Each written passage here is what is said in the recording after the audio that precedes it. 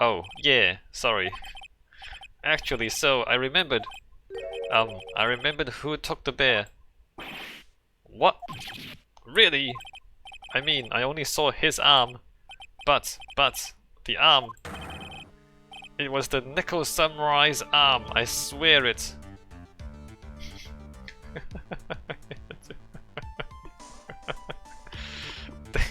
You didn't say that earlier? You saw this and you didn't say it earlier. You've gotta be kidding! Are you sure of that, Mr. Powers? Yeah, I'm sure it was the Nickel Samurai. Order! It looks like you've dug your own grave yet again. How many times has that happened? Is that today? I've lost count. So the person who took in this little bear was the Nickel Samurai. Yeah, but Adrian also put on the samurai costume. And as we all know, Matt on guard is the Nickel Samurai. No, Adrian wore the costume. Thanks to defense, we've made that all the clearer. What am I supposed to do now, Mia? Help! You don't have time to act lost. You've got to find another angle to attack us from. Hurry! Now, I will bring this cross-examination. Hold it! Your Honor! Again, Mr. Wright. We've already removed any and all questionable areas of this testimony. This is so stupid. It's so obviously not true. It's like... I don't know whose intelligence is being insulted. Is the writer insulting my intelligence? Is the writer insulting the judge's intelligence? Or does the writer really think that... Is the writer missing? No, the writer is not missing them, because the next thing the writer is going to tell us is actually Adrian Andrews also wore the costume at around that time. So the writer knows what's going on. Does the writer expect me to not know what's going on? Does the writer think I'm dumb? Let's keep going. It's about time you were removed from this court, Mr. Wright. I have to find something. Even one more little point will do.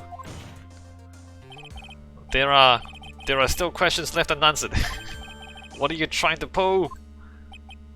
Oh, well, we can't have that. Alright, Mr. Wright, what questionable point would you like to explore further? Oh, we're just gonna keep doing this? Wait. No, the person who it's the same one, isn't it? I didn't load the game, did I? Isn't it the same? Wait, did I accidentally load the game?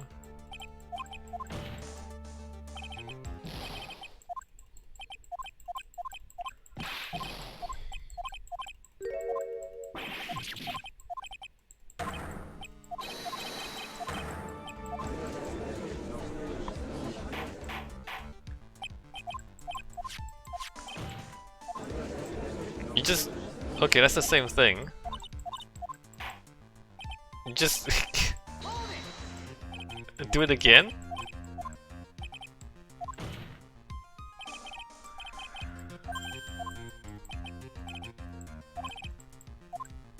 Oh god. Alright, do we just go through every one of these? Mr. Powell's testimony, of course. We just go through all of them. Huh? Your entity stupefies me, Mr. Wright. We have already clarified all questionable points during the cross-examination just now. Ugh. Wasting time like this, calling the testimony questionable. I'd say it's your head that's questionable here. Ah! Alright, so it's not that one. So it's definitely not that one. I don't know what's going on. The bear itself! I think it's fairly obvious that the bear itself is very questionable. The bear, Mr. Wright? This was found at Mr. On Guard's mansion. However, Mr. On Guard was arrested at the hotel that night, which means that since the murder occurred, he has not had a chance to go home. Yeah, but the butler was in his home. Oh. I think Your Honor has already figured out what I'm trying to say. It is not possible that it was Mr. On Guard who took this bear to his mansion. Yeah, no, the killer took it to his mansion. Alright. Why? Why, that's very true. We didn't consider that point, Mr. Wright. Okay, if you say so. There was no way, time-wise, for the defendant to have taken this bear home. Yeah. Phew. Disaster averted, it looks. You haven't gotten the best of me yet, Mr. Wright. Ha! I remember it clear as day. I remember what you muttered to yourself at On Guard's mansion. We have this area completely surrounded. There is no way for him to escape. I can't believe it, that butler. All this time he was the killer. The killer and On Guard were working together, so to speak. And the killer was hiding at On Guard mansion as its butler. What a bold move! Bold. The bear figurine was brought back to On Guard's mansion by the killer himself. Yeah. Yeah, I know. I know that. When it looked like he was about to be arrested, On Guard had him do so. I assume because it would have been bad had the police found it during the investigation.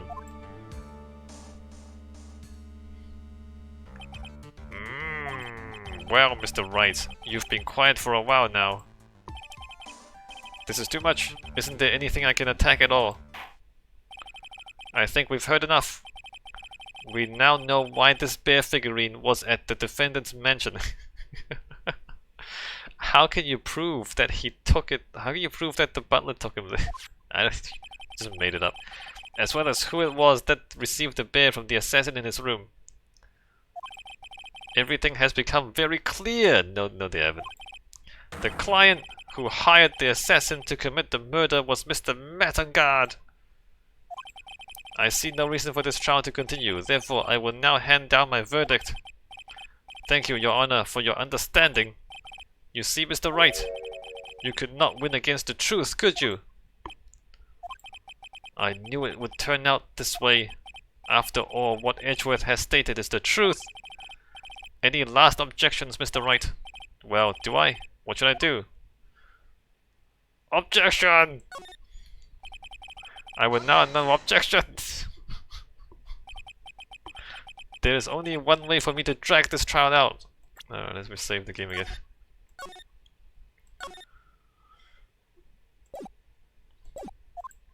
The only thing I have left is this one dirty trick.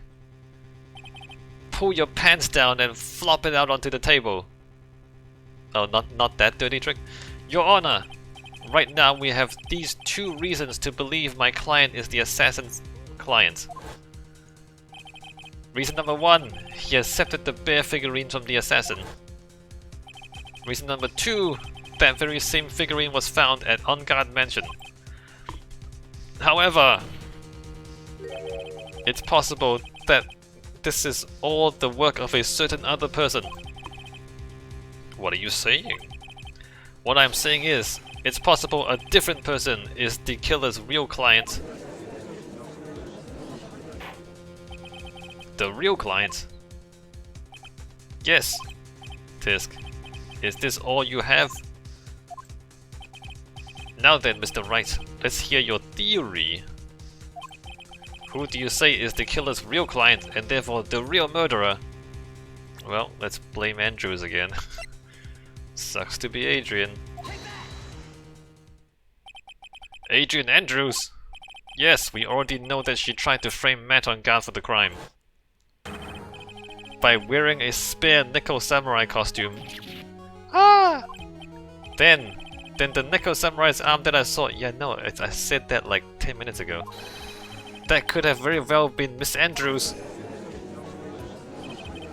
But what about Mr. On Guard? If you would please recall yesterday's testimony. The defendant was taking a nap during the break period. That's right. Then, finding this figure at Mr. On Guard's mansion, It was a well-laid trap set by Miss Andrews. Mr. Edgeworth, what is your opinion on this? I can't even begin to count the flaws in the defense's logic. Besides which, there is no evidence to support it. However, I can't fully discount its possibility either. Thanks, Edgeworth. Thank you. What is with this trial? Come on, anyone can tell On Guard did it. Unbelievable. It's not something petty, it's a murder of all things. This is to save Maya. Even if the whole world turns against me, this is one fight I can't give up on. Order! All disruptive parties will be forced to leave the courtroom. Your Honor. For the benefit of the defense, I'm willing to play along with his what-if game. His what-if game, Mr. Edgeworth. The prosecution is prepared to challenge the defense's theory. Mr. Wright, even you must have thought it strange and wondered. Why would the criminal want this little wooden bear? He's right. The killer did specially bring that bear to On Guard right away. Why do you ask? Is there something special about it? Absolutely. And I'm sure that once the court knows its significance, the true killer's identity will become crystal clear. Your Honor, the prosecution calls upon a witness who will clear all doubts against Miss Andrews. And who would that be? It's quite simple, Your Honor. Miss Adrian Andrews herself. Here we go again. You know what? We haven't messed up her life enough yet. Let's put her on the stand one more time. Well then, the court will take a short 10-minute recess. The prosecution will prepare its witness in that time. Yes, Your Honor. Let's just mess her up some more. March 23, 11:54 AM, District Court, Defendant Lobby Number 3. Ha ha ha ha ha! Oh, I knew it was a good idea to hold her hostage, don't you agree, Mr. Lawyer? But I never thought in your desperation you tried to pin the guilt onto Adrian. Ugh, I swear this demon will pay. Oh, he will. Mr. Nick! Pearls, where's Mia? I don't know. A really strong power suddenly called her away. Oh, that would be Maya. A really strong power?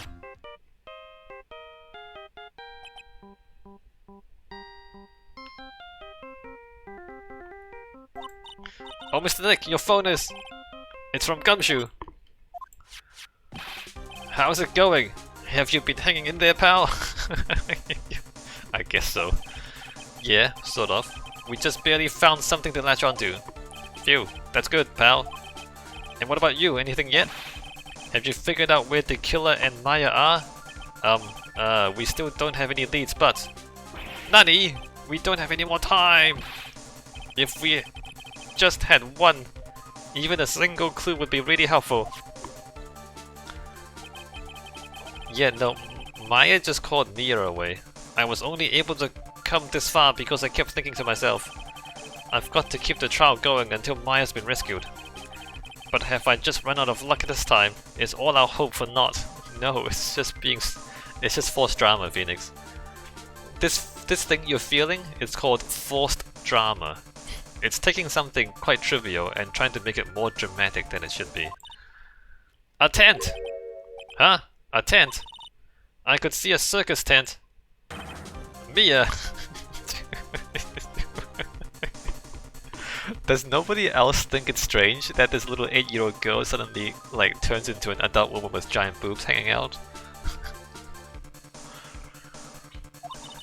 It looks like Maya was unconscious until just a few minutes ago. As soon as she woke up, she called for me. So it was Maya that called you away. She's locked in a dusty little room right now. But I could see a circus tent outside the window about 300 feet away. So who is the killer? Oh wait, is the killer Ben? Ben the ventriloquist? He's the same shape. Gumshoe! Is there a circus in town right now? There's only one, pal. The very big circus. Maya is somewhere within a 300-foot radius of the main tent. Nani? Okay, hold on a sec, pal. Hey, draw a circle on that map about a 300-foot radius from the main tent, hurry. And? I could see a mailbox under the window just outside. Gumshoe, there's also a mailbox. Okay, what else? What else, Mia? I'm sorry, but it was a very small window. I couldn't see anything else. It felt like I was in an old office building, maybe the 3rd floor or so. I heard her! An old office building, good stuff, pal. Okay, just hang in there a little longer, pal. Wish us luck. Good luck. I'll call you later, so don't let your battery die, okay, pal? Mia, Maya's not hurt, right? She's in a pretty bad state, Phoenix. She's being starved! Oh crap, we're gonna have to feed her hamburgers later. Gumshoe, please hurry. Looks like we're out of time. Are you alright, Phoenix? It's only a matter of time before Maya's rescued. I can do this. I just have to make this trial last a little longer. Don't blow your load just yet, Phoenix.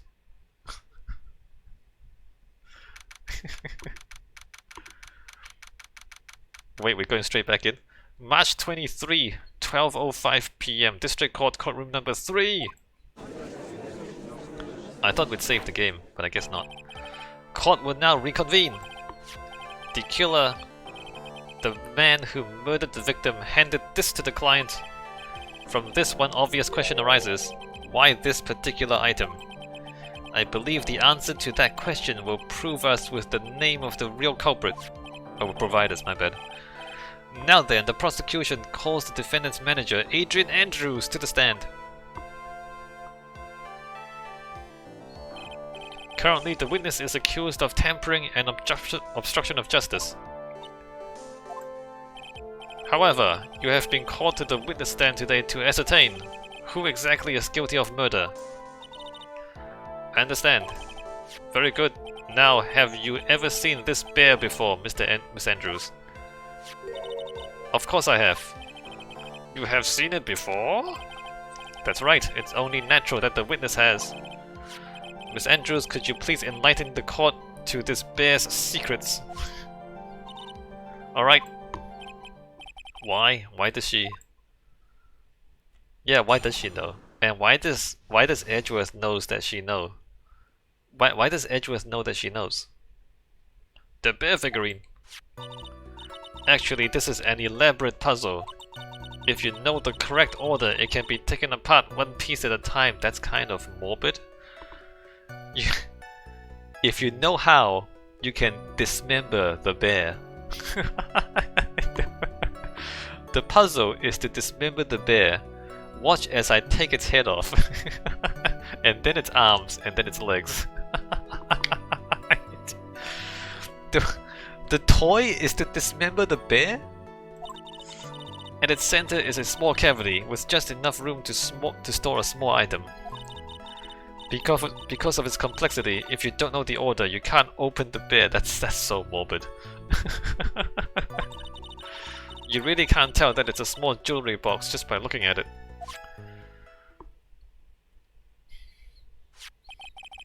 So this figurine, it's a container of sorts, is it?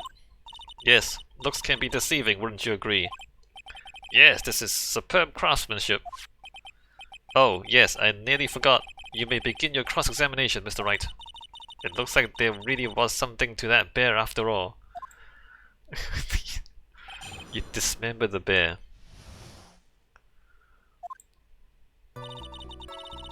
Elaborate puzzle. A puzzle? That's right.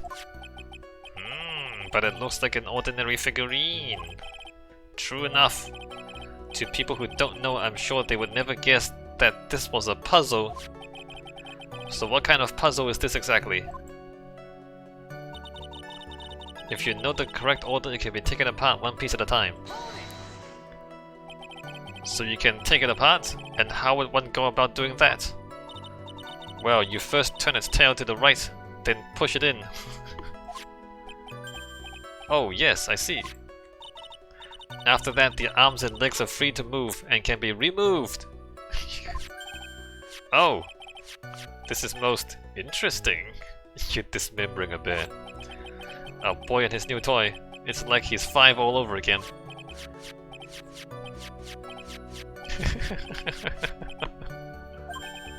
Oh, don't mind me. Go ahead and carry on. I think he's lost it. So what do you find after you take the puzzle apart? At its center is a small cavity with just enough room to store a small item. And how do you know about this? I know because I was the one who bought it. Huh? It was a souvenir from a friend when I went to Switzerland. They dismember bears in Switzerland? Then this was a present from you. That's right. It was a puzzle in the shape of a bear, so I thought it would be perfect for Juan. So it was a present from Miss Andrews. Witness! Let's continue with your testimony. Because of its complexity, if you don't know the order, you can't open the bear. So who exactly knew how to solve this puzzle? Only the two of us, Juan and myself. It was a souvenir from Switzerland. So I doubt there are that many people with this same bear in this country.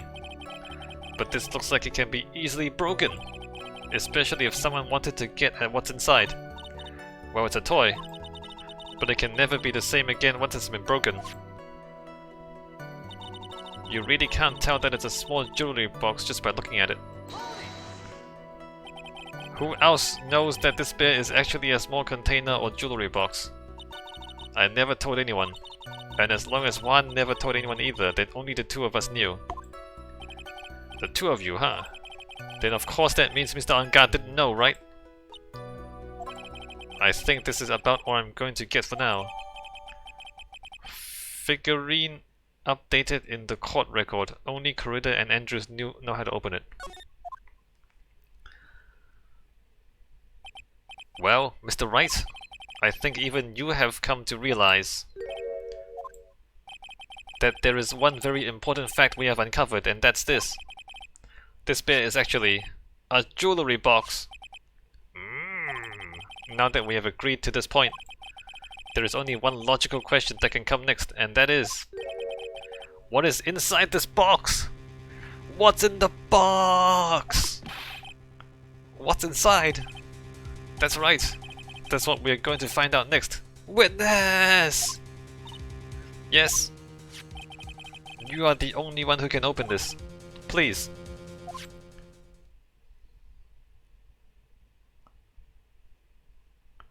There's a painful silence hanging over the courtroom. All eyes are on Miss Andrews now as she solves the puzzle and takes the bear apart. How morbid of her. What's in the box? I've opened it. Is this what you wanted?